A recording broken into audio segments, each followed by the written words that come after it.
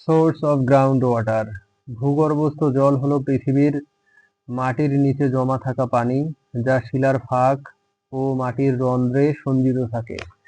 Ground water is the water storeyed beneath the earth's surface in rock pores and soil space. এটি মানুষের পানীয় জল, কৃষি ও শিল্পে অত্যন্ত গুরুত্বপূর্ণ উৎস। It is an essential source for drinking, agriculture and industry. ভূগর্ভস্থ জলের প্রধান উৎস হল বৃষ্টিপাত।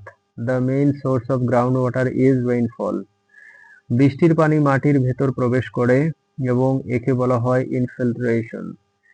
Rain water infiltrates into the soil, a process known as infiltration. এই পানি ধীরে ধীরে নিচে নেমে ভূগর্ভস্থ স্তরে জমা হয়। This water gradually moves downward and accumulates in underground layers. আরেকটি গুরুত্বপূর্ণ উৎস হলো নদী ও হ্রদের পানি। Another important source is river and lake water.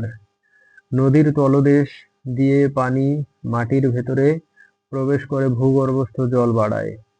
Water from river beds seeps into the ground, recharging groundwater. একইভাবে হ্রদ ও জলাশয়ের পানি ভূগর্ভস্থ স্তরে প্রবেশ করতে পারে। Similarly, water from lakes and ponds can seep into underground layers. গলিত বরফ ও হিমবাহ ভূগর্ভস্থ জলের উৎস। Melting snow and glaciers also contribute to groundwater. পাহাড়ি অঞ্চলে গলিত বরফ মাটির ফাঁক দিয়ে প্রবেশ করে পানি সরবরাহ করে। In mountainous regions, melting snow percolates into soil pores and supplies groundwater.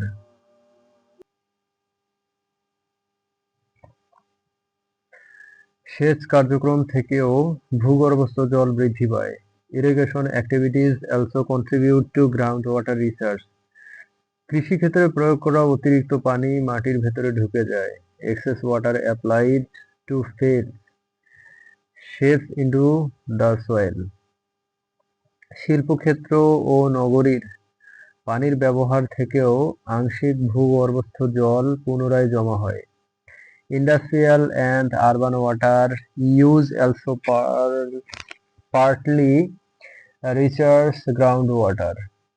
সমুদ্রের কাছাকাছি অঞ্চলে ভূগর্ভস্থ জল আংশিকভাবে সমুদ্রের পানির সাথে যুক্ত থাকে। In coastal regions, groundwater is partly connected with sea water. তবে অতিরিক্ত পাম্পিং করলে সমুদ্রের লবণাক্ত পানি মাটিতে প্রবেশ করতে পারে। However, excessive pumping can cause seawater intrusion into the soil. ভূগর্ভস্থ জলের উৎস নির্ভর করে এলাকার ভূতাত্ত্বিক কাঠামোর উপর।